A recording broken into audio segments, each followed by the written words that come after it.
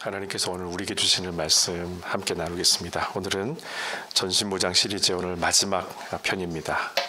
에베소서 오늘은 6장 14절부터 20절의 말씀을 함께 나누고 여러분과 함께 기도하기 원합니다.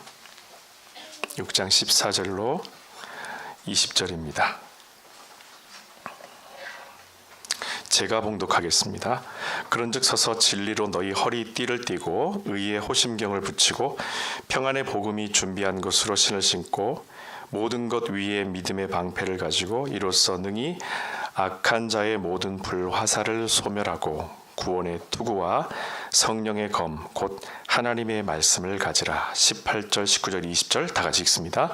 모든 기도와 간구를 하되 항상 성령 안에서 기도하고 이를 위하여 깨어 구하기를 항상 힘쓰며 여러 성도를 위하여 구하라. 또 나를 위하여 구할 것은 내게 말씀을 주사 나로 입을 열어 복음의 비밀을 담대히 알리게 하옵소서 할 것이니 이 일을 위하여 내가 쇠사슬에 매인 사신이 된 것은 나로 이 일에 당연히 할 말을 담대히 하게 하려 하심이라. 아멘. 여러분 사무엘상 17장 38절 이하에 보게 되면은 어린 다윗이 골리앗과 싸움을 하기 직전에 누군가가 입혀주었던 사울 왕의 군복을 입는 장면이 나옵니다. 그 장면을 보게 되면 그 군복이 엄청난 짐처럼 보여진다라는 것이 이 성경의 기록입니다. 어린 다윗에게 왕이 입었던, 성인이 입었던 그 무거운 군복과 그 왕의 칼, 그 장검을 옆에 쳤었을 때 버겁고 무척 이거는 나에게 있어서 짐이겠구나 싶을 만큼 감당하기 힘들었습니다. 노수로 만든 투구, 비늘 갑옷, 혼자 걷기도 힘들 만큼 무거운 이 사울 왕의 칼, 이것은 여러분 혼자서 감당하기 힘든 마치 우리네 삶의 무게처럼 보여지기도 합니다. 결국 다윗은 그것들을 모두 벗어버리고 평소에 목동으로 지내면서 사자와 곰의 공격을 막아냈던 군복과도 같은 자기 의복과 물맷돌이라는 무기를 들고 싸움에 나가 승리하는 것으로 이 전쟁은 마무리가 됩니다. 누군가에게는 내가 지키고 있는 믿음이 마치 다윗을 짓누르는 무거운 사울의 군복과 칼처럼 느껴질 때가 있습니다. 분명히 이것은 우리가 지난 6주 동안에 묵상을 했었던 전신무장인데 실제로 그것을 몸에 지닌 당사자는 그 자체가 부담으로 여겨질 수가 있다라는 것입니다. 믿음을 지키며 살아간다는 것이 과연 이렇게 힘들어야 하는 것일까? 내가 믿음 생활을 한다라는 것이, 내가 신앙을 갖고 있는 것이 나에게 정말 이렇게 큰 짐일까? 나에게 엄청나게 감당할 수 없을 만큼의 무게를 주는 것이 과연 신앙이고 나에게 있는 믿음일까? 때로는 우리 안에서 수많은 갈등을 겪게 됩니다. 여러분의 삶은 어떠신가요? 여러분에게 이 신앙과 이 믿음은 지금 짐처럼 여러분의 몸을 짓누르고 있는 것입니까? 아니면 여러분을 보호하고 여러분을 지켜주며 또 여러분들이 세상을 향해서 나아갈 수 있는 은혜의 의복입니까? 여러분, 믿음은 전쟁에 끌려가는 것도 그리고 세뇌당하는 것도 아닙니다. 우리는 오히려 다윗을 통해서 우리가 입는 전신무장의 진가가 무엇인지에 대한 중요한 단서를 오늘 얻게 됩니다. 바울의 전신무장은 하나님의 백성이 자신의 믿음을 지키며 또한 사단의 공격을 감행할 때에 우리가 반드시 갖고 있어야 될 무장 체계입니다. 당연히 이 무장은 사도 바울에게 짐이 되지 않았고 남은 일생 동안에 묵묵히 이 길을 담대하게 걸어갈 수 있도록 만든, 그리고 이 사람을 멋진 사도요, 남자가 보기에도 진짜 사나이처럼 느껴지게 만들 만큼 이 사울을 더욱더 그리스도 앞에서 빛나게 만들었다는 것입니다.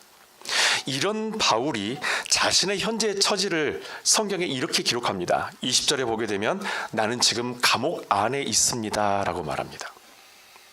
분명히 자기의 처지는 감옥 안에 갇혀 있는 상황임에도 불구하고 이 사울의 목소리와 이 사울의 마지막 기록에 보게 되면 결코 자기 자신을 패배자라고 말하지는 않습니다. 내가 이 신앙 때문에, 이 믿음 때문에 내 삶이 짓눌려 있고 이것이 나의 부담이 되고 이것이 나를 힘들게 만드는 무게처럼 나에게 다가온다라고 바울은 우리에게 이야기하지 않습니다. 감옥이라는 것이 과연 무엇일까요?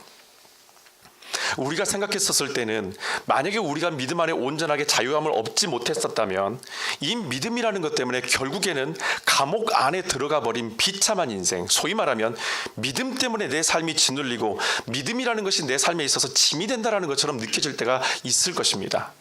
그런데 감옥은 죄인만이 가는 것이 아닙니다. 의인도 감옥에 갑니다. 일제시대에 두 사람의 부류로 나눕니다. 한 사람은 감옥에 들어간 사람이고 또 한 부류는 감옥에 들어가지 않기 위해서 애쓰는 사람들이 일제시대 때 두드러지게 드러나는 두 가지 타입의 우리네 현재의 모습이었다는 것입니다.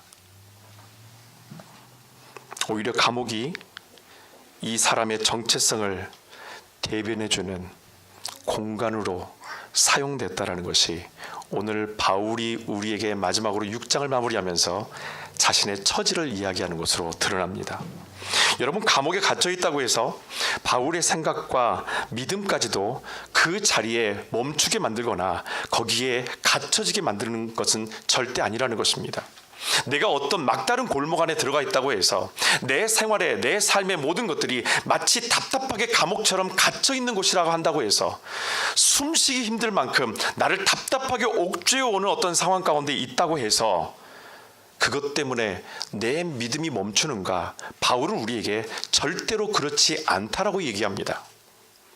공간의 문제, 상황의 문제가 내 믿음을 옥죄는 것이 아니라 내 믿음으로 인하여서 이곳에 들어갈 수 있게 되었고 내 믿음 때문에 이 상황의 삶들을 내가 받아들일 수 있게 됐다는 것이 바울의 오늘 기록입니다.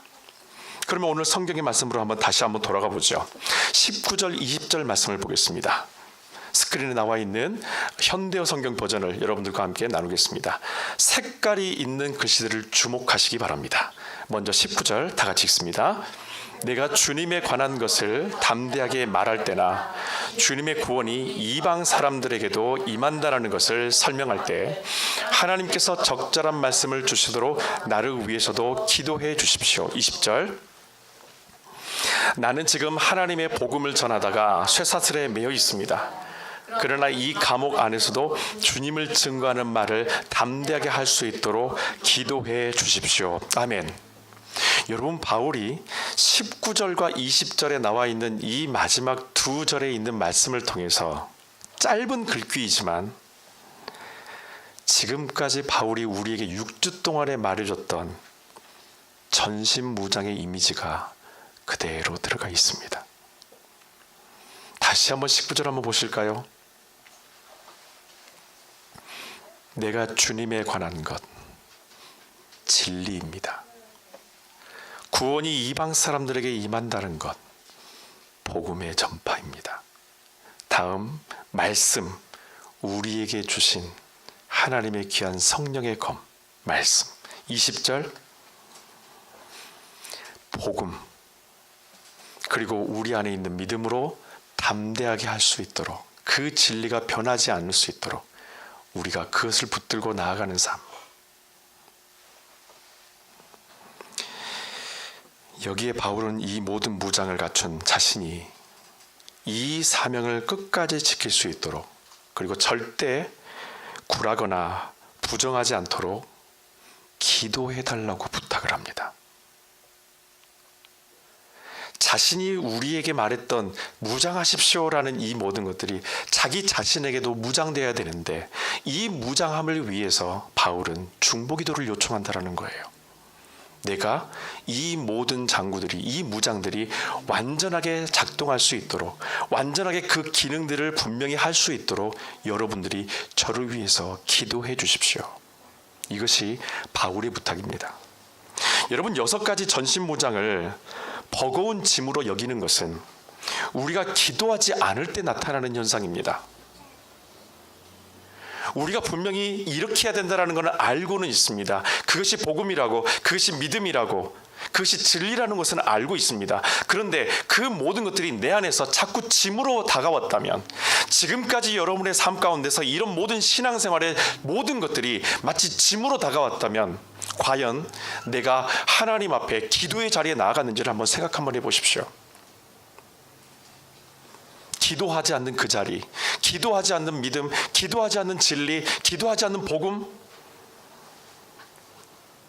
모든 것들이 우리에게 다윗이 짊어졌었던 사울왕의 갑옷처럼, 사울왕의 그 장검처럼 무거운 짐처럼 느껴질 것입니다. 여러분, 다윗은 목축업을 하는 사람입니다. 목동입니다. 목축업을 하는 매일매일의 삶이 다윗에게는 무장 상태였다는 걸 여러분 잊지 마십시오. 사울 왕의 갑옷을 던졌다고 해서, 사울 왕의 칼을 던졌다고 해서 그가 비무장인가? 자기 옷을 입고 다니고 자기 적은 물매를 갖고 다니는 것이 과연 이 사람이 무장하는 사람인가? 사람들이 봤었을 때는 야, 저렇게 하고 갔다가는 쉽게 죽을 거야 라고 말하지만, 군인들은 그때그때마다 싸우는 사람들이지만 다윗은 매일매일 싸우는 사람이었습니다. 매일 깨어 있어야 됐고, 매일 싸워야 했고, 매일 자기 양떼를 지켜내야 됐었던, 자기 목숨을 바쳐서 내게 맡겨주신 이 양떼를 지켜냈던 사명을 가진 사람이 다윗이었다라는 겁니다. 그러니 다윗이 입고 있었던 그 평범한 의복, 다윗이 신고 있었던 그 평범한 샌들, 다윗이 가지고 있었던 이 작은 물매는 사울 왕의 그것보다 훨씬 더 강력한 전신무장이었다라는 것입니다. 갑자기 문제가 생겨야 입게 되는 군복이 얼마나 무겁고 거추장스럽고 짐이 되는지는 우리가 한 번씩 모두 경험한 바일 것입니다. 문제가 생길 때마다 기도하고, 문제가 생길 때마다 그렇게 신앙을 들먹이며, 상황이 어려워질 때마다 그때만 교회를 찾는 그런 모습이었다면 우리는 분명히 신앙생활 자체가 상당히 무거운 짐처럼 느껴졌을 것입니다. 내가 왜 신앙을 가져서 이렇게까지 해야 되는가? 이런 상황 가운데서 왜 내가 신앙 때문에 이런 짐을 짊어져야 되는가? 여러분, 믿음은 평소에 입는 옷이지 갑자기 입는 군복이 아닙니다. 다윗이 입고 있었던 그 의복처럼 우리가 입고 있는 이 의복이, 우리가 가지고 있는 그 자체가 우리에게서 완전한 무장이 되어야 된다는 것입니다. 그것이 믿음입니다. 우리가 평소에 입는 이 믿음의 옷이 전쟁에 나갈 때에 즉각 군복과 무기가 되도록 하기 위해서 우리는 오늘 기도해야 합니다. 우리가 입은 전신갑주가 문제없이 그 역할을 다 감당할 수 있도록, 그리고 그 전신무장이 우리에게 짐이 되지 않도록, 이 믿음이, 이 복음 증거의 이 사명들이 나에게 있어서 무거운 짐처럼 나를 누르지 않도록 여러분 기도할 때입니다. 여러분, 신약 성경에 보게 되면 이방인이었지만 복음서를 기록한 한 사람이 등장합니다. 그 사람이 누가라는 사람이죠. 이 누가는 누가복음과 사도행전을 연이어서 한 권의 책으로 만들어서 예수 그리스도의 생명의 복음과 선교의 역사, 이 복음이 전파되었던 모든 기록들을 역사의 시간순으로 잘 정리한 이방인 하나님의 제자입니다. 이 누가가 예수님께서 기도하시는 모습을 자기의 관점에서 독특한 표현으로 기록해 놓은 장면이 나옵니다. 누가복음 22장 39절 이하에 이런 장면이 나오는데, 누가는 예수님께서 기도하시는 장면을 이렇게 설명을 합니다. 그가 감람산에 습관을 조차 기도하셨다. 조금 더 쉬운 말로 표현해 볼게요. 그가 감람산에 늘 하시던 대로 기도하셨다. 습관을 조차, 습관처럼 늘 하시던 대로. 누가의 눈에 봤었을 때 예수님의 기도 생활은 습관처럼 보였고, 그리고 이것을 조금 더 우리의 눈으로 쉽게 표현하면, 원래 의미로 표현하면 그분은 늘 기도하셨다라는 거예요. 여러분, 예수님의 기도는 늘 하시던 일이었고 제자들이 보기에는, 특별히 이 이방인 출신의 복음서 기록자인 의사 누가가 보기에는 이것은 완전히 예수님에게 습관처럼 되어버린 일상처럼 비춰집니다. 여러분, 간혹 우리는 이렇게 씁니다. 예수님처럼 기도의 습관을 만들어야 한다. 기도가 습관이 될 수 있도록 해야 된다. 그래서 어떻게든지 간에 기도함을 통해서 기도가 습관이 될 수 있도록 해야 된다. 여러분, 그런데 오히려 예수님께서는 우리에게 이렇게 말씀하십니다. 처음부터 기도가 습관이 되도록 그것을 만들려고 한다면, 습관 때문에 기도를 만들려고 한다면 결국에 그 기도가 어떤 기도가 될까? 마태복음의 6장 7절에 보면은 이런 기도를 중언부언하는 기도라고 말합니다.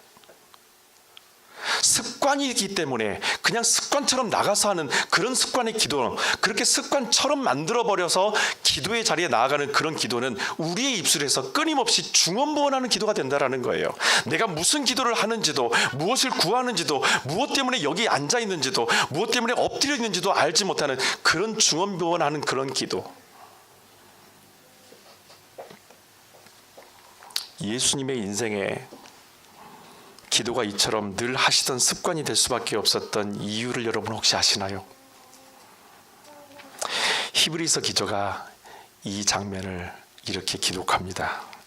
말씀 본문을 한번 보죠. 히브리서 5장 7절에 있는 말씀입니다. 다 같이 읽겠습니다.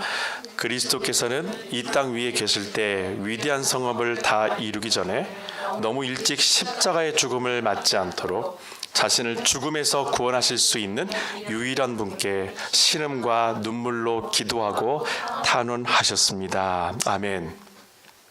히브리서 기자는 예수님의 기도를 이렇게 말합니다. 왜 그분이 기도하셨는가? 그분은 이 땅 위에 계시는 동안에, 승천하시기 전까지 이 땅 위에 계시는 동안에 하나님의 그 뜻, 그 위대한 성업을 다 이루기 전에 너무 일찍 십자가의 죽음을 맞지 않도록, 내 생각과 내 계획으로 인해서 아무런 의미 없는 죽음을 맞지 않도록, 그 하나님의 뜻이 다 이루어지지 못한 상태에서 섣불리 이 생명이 소멸하지 않도록 자신을 죽음에서 구원하실 수 있는 유일한 분께 신음과 눈물로 기도하고 탄원하셨습니다. 여러분, 예수님께서 늘상 기도하신 이유는 바로 이것입니다. 매일매일 주님께서 기도하실 수밖에 없었던 것은, 어떻게 하면 내게 허락하신 이 사명들, 내게 허락하시는 이 하나님의 뜻을 온전히 이룰 수 있을까? 이 뜻을 이루기 위해서 그냥 나가서 능력을 행하는 것이 아니라, 주님께서는 매일 매 순간 감람산에서, 그리고 그가 기도하시는 곳에서 다른 사람이 보기에는 습관처럼 보일지 모르나 주님께서는 그 자리가 주님의 뜻을 완전하게 이룰 수 있는 유일한 통로가 되었다라는 거예요. 여러분, 예수님의 기도는 하나님의 뜻을 이루기 위해서 그가 하나님 앞에 엎드렸던 순종의 자리인 줄로 믿습니다. 아버지의 뜻이 이 땅에서 온전히 이루어져야 하는데, 이 일들을 이루지 못하고 너무 이른 십자가의 죽음으로 혹여나 미완성이 되지는 않을까? 예수님은 매일매일 자신을 하나님 앞에 쳐서 복종시킴으로 하나님의 뜻을 이루는데 기도하며 간구했다라는 것이죠. 결국에 예수님의 이 기도가 습관이 될 수밖에 없었던 것은 예수님 자신에게 맡겨주신 아버지의 뜻을 온전히 이루기 위함이었고, 고난 중에도 순종할 수 있기를 원하는 마음에 예수님은 매일매일 기도하고 간구하셨다는 겁니다. 여러분, 바울이 우리에게 오늘 18절에서 기도하십시오라고 말을 합니다. 여러분, 기도하십시오. 6가지 전신무장을 우리에게 다 말하고 나서, 그것이 당신에게 필요합니다, 입으셔야 합니다, 그 칼을 차셔야 합니다라고 6가지를 다 말하고 나서 마지막 7번째, 우리에게 보이지 않는 유일한 무기를 말합니다. 여러분, 기도하십시오. 입고 있고 가지고 있는데 왜 기도하지 않으십니까?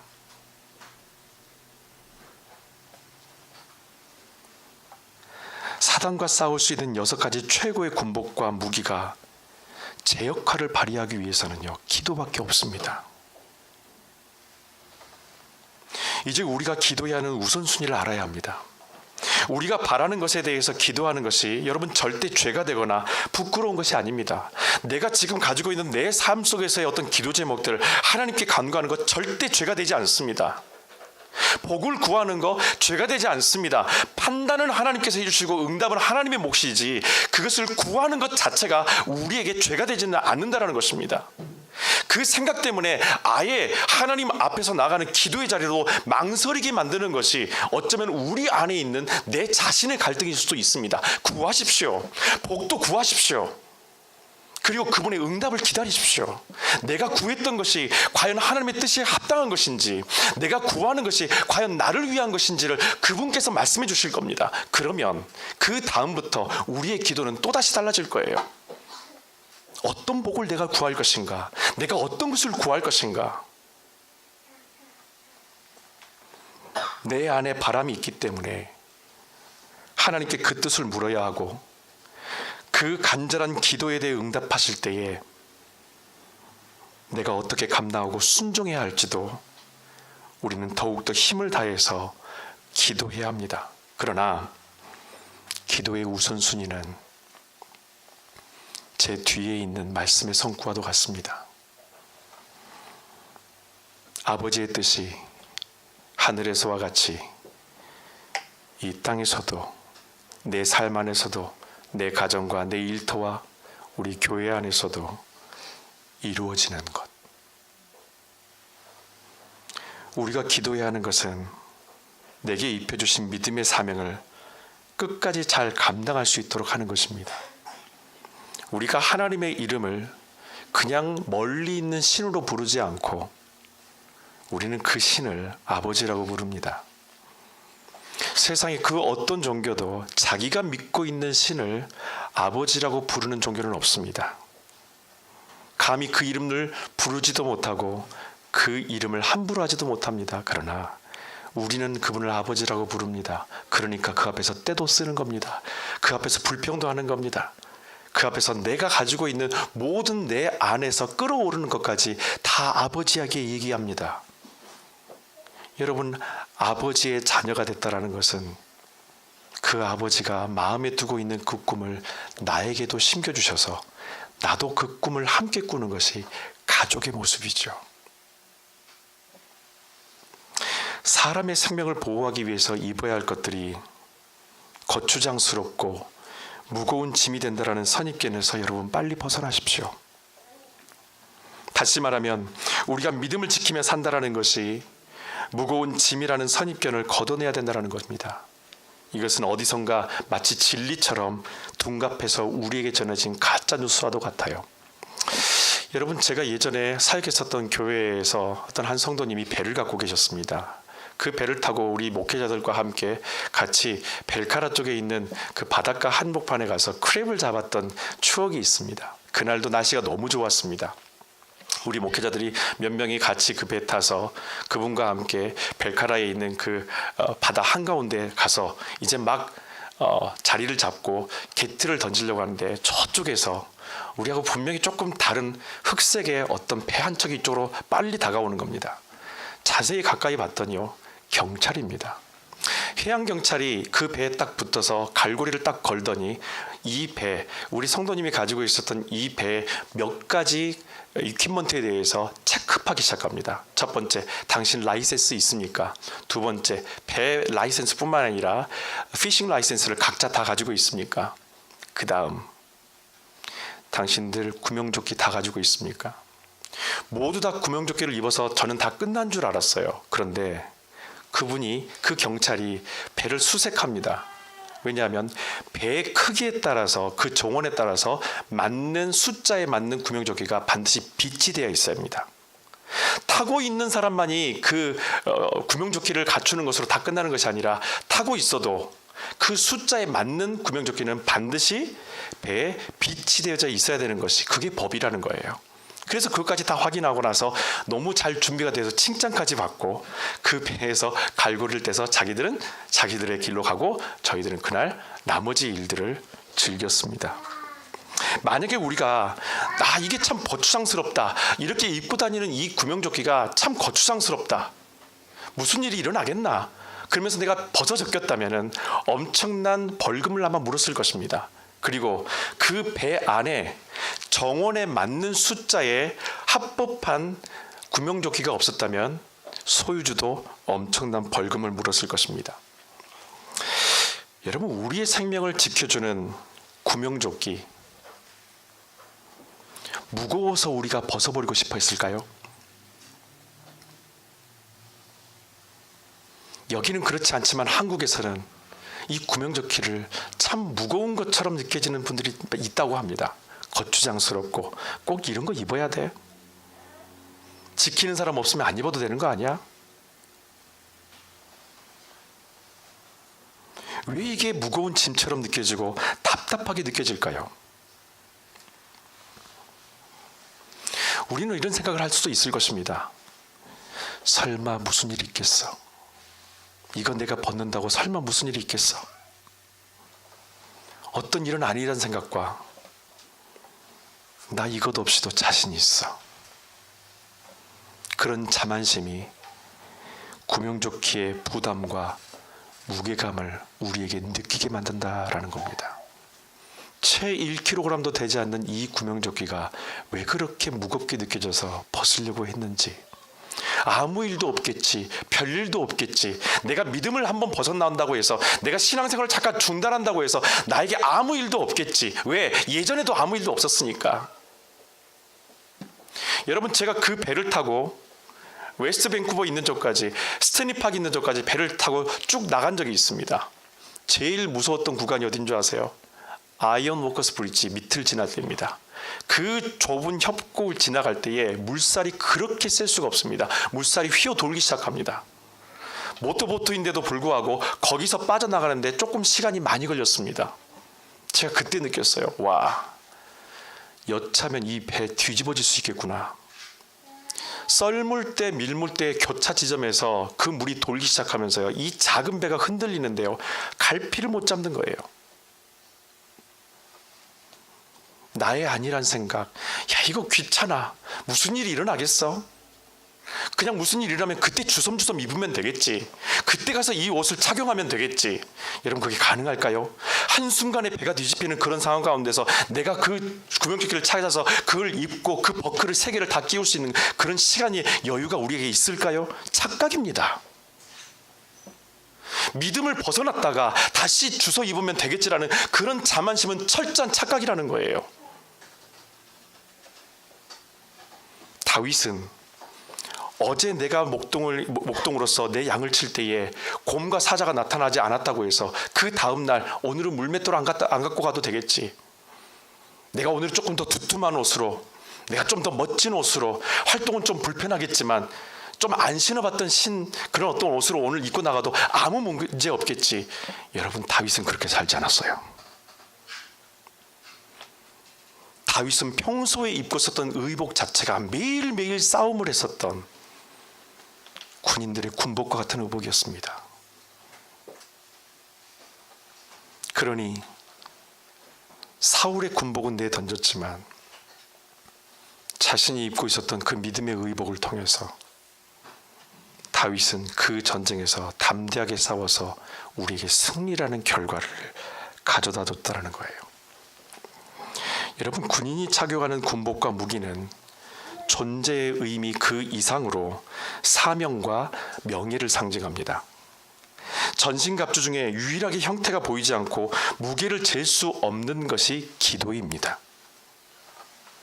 그만큼 보이지 않는 사명의 무게, 우리를 무너뜨리려고 하는 유혹의 강도가 크다라는 것이죠. 그러나 무게를 잴 수 없는 그 기도가 무게감 있는 무장들을 다 지탱해낸다는 걸 여러분 잊지 마십시오. 그 가볍디 가벼운 그 작은 구명조끼가 수십 킬로그램이 넘어가는 이 몸무게를 그 물에서 내 생명을 지켜줄 수 있는 엄청난 부력을 갖고 있다는 걸 여러분 잊지 마십시오. 그리고 이것은 늘상 착용하고 있어야 합니다.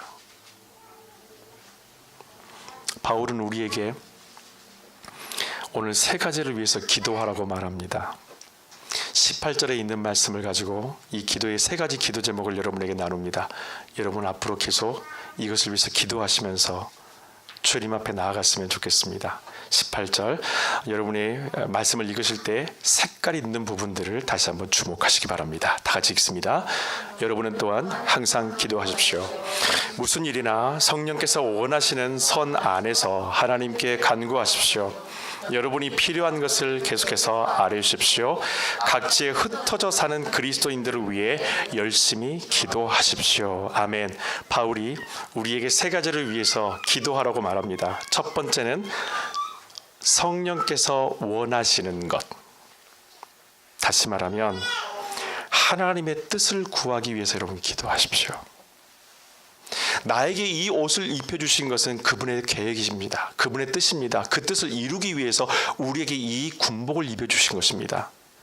늘 기도하면서 하나님, 저같이 부족하고 아는 거 없고 지식이 짧은 저에게, 가진 것 없는 저지만 저에게 하나님께서 부여하신 저만의 사명이 분명히 있은 줄로 압니다. 그 하나님의 뜻 나도 알게 해주십시오. 그 작은 사명 나도 감당할 수 있게 해주십시오. 이리저리 방황하면서 방향을 잃고 살아가는 인생이 아닌 주님께서 내게 주신 그 기쁨의 삶의 마지막 순간들을 이끌며 살아갈 수 있도록, 감당할 수 있도록 그 뜻을 알게 하옵소서. 첫 번째 기도 제목은 하나님의 뜻을 구하는 기도 제목입니다. 두 번째, 여러분이 필요한 것을 위해서 여러분 기도하십시오. 내 자신을 위해서 기도하라는 거예요. 내 자신을 위해서 기도하는 것 부끄럽게 여기지 마십시오. 여러분, 부담스럽게 여기지도 말고 창피하게 여기지도 마세요. 내 자신을 위해서 반드시 기도하셔야 됩니다. 내 자신이 하나님 앞에서 어떤 존재인지, 분명히 우리도 필요한 것이 있고 채움이 필요할 것입니다. 반드시 기도하십시오. 여러분 자신을 위해서 꼭 기도하십시오. 세 번째, 흩어져 사는 그리스도인들을 위해서 기도하십시오. 중보기도하라는 겁니다. 나를 위해서, 하나님을 위해서 기도했다면 우리의 이웃들을 위해서 기도하라는 거예요. 내 가족을 위해서, 우리 공동체를 위해서, 목회자를 위해서, 셀 리더들을 위해서, 믿음의 가장들을 위해서 기도하라는 겁니다. 누군가를 위해서 기도하는 것도 내 자신에 대한 무장 중에 하나입니다.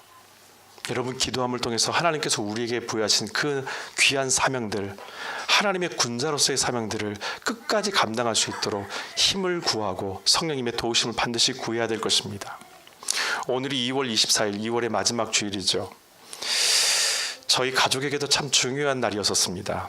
어제 한국 시간으로 24일 주일은 저희 부모님이 제가 여러분에게 늘상 귀가 닳도록 말했던 그 섬에서의 세 번째 목회 사역을 마치시고 나오시는 날이었습니다.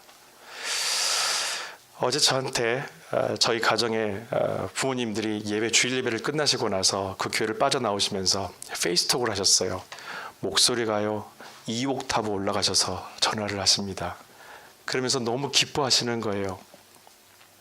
무엇이 그렇게 기쁠까 싶었어요. 그때 어머니가 저한테 이런 말씀을 해주십니다. 아버지는 옆에서 운전하고 계시고 페이스톡을 하시면서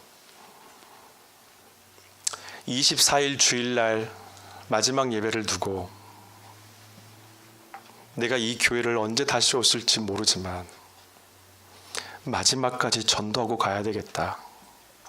그 마음이 계속 내 안에, 당신 안에 들었다는 거예요.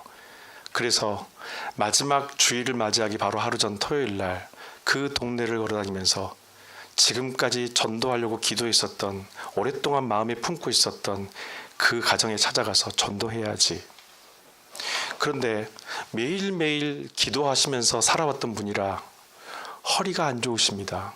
무릎 연골이 없습니다. 그날도 아침에 일어나야 되는데 허리가 펴지지도 않고 무릎도 펴지지도 않아서 과연 내가 일어날 수나 있을까 싶을 정도로 참 힘드셨다고 합니다. 그런데 언제 이 기회가 올지, 이분들에게 이 복음을 전하는 것이 마지막이 될 수도 있다는 생각 때문에 일단은 그래도 한번 가보자. 그러면서 그 몸을 이끌고 겨우겨우 허리를 붙잡고 그 무릎을 붙잡고 동네를 돌아다니면서 그 가정들마다 찾아가서 전도를 했다라는 거예요. 여러분, 그 가정들 안에는 저희 가정이 그 섬에서 나왔던 것이 88년도입니다. 30년이 넘었죠.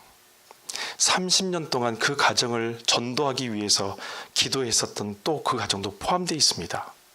그곳에 가서 복음을 전거하고 그 복음을 증거함을 통해서 교회로 마지막 시간까지 초대를 합니다.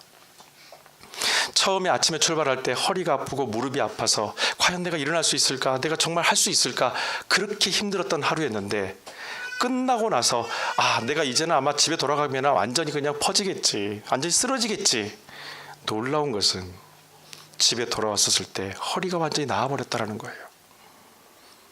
무릎이 아프지 않다라는 거예요. 그리고 주일날 아침에 하나님께 예배드리는데요, 몸이 너무너무 건강하시다라는 거예요. 하나님께서 내가 주님의 복음을 증거하고 전도하는 시간들을 통해서, 이 과정들을 통해서 하나님이 나를 치료해 주시더라.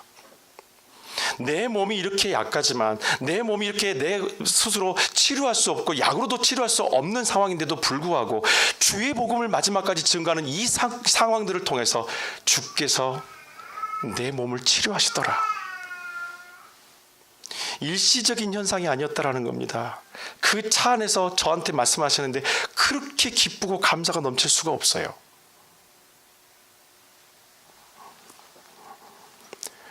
여러분, 하나님께서 우리에게 주신 사명, 마지막까지 주의 복음을 증거하는 것, 내 힘으로 하는 것이 아니라 성령께서 하시는 겁니다. 우리의 연약함을 치료하실 줄로 믿습니다. 내 영혼뿐만 아니라 그들의 영혼까지도 주님께서 만드시는 줄로 믿습니다. 주일날 그 가정들이 다 나왔다고 합니다. 30년 이상 기도했었던 그 가정이 나와서 마지막 예배를 같이 드리고 그렇게 그 섬을 빠져나왔다고 합니다. 하나님은 지금도 일하십니다. 기도하는 자의, 순종하는 자의 편에서 하나님은 지금도 일하십니다. 지금도 치료하시고 지금도 하나님께서는 우리에게 마지막까지 그 영혼을 포기하지 말라고 말씀하십니다. 그리고 우리에게 전신갑주를 입히셔서 그 모든 것들이 믿음 안에서 그 역할들을 다 할 수 있도록 하나님께 간구하라고 부탁합니다. 아니, 바울은 우리에게 명령합니다. 여러분 기도하십시오. 여러분 기도하십시오. 이제는 우리 여러분 실전입니다. 그러나 두려워하거나 또는 낙심하지 마십시오. 늘 기도로 깨어있는 분들, 늘 기도로 깨어있는 용사들 반드시 승리하는 줄 믿습니다. 이미 승리하신 주님과 함께 영광의 찬송, 승리의 찬송을 부르는 하나님의 백성, 그 하나님의 백성에게 그 하나님의 나라에 놀라운 일이 일어날 줄로 믿습니다. 오늘도 함께 믿음으로 나아가는 저와 여러분 되시기를 주님의 이름으로 축원합니다.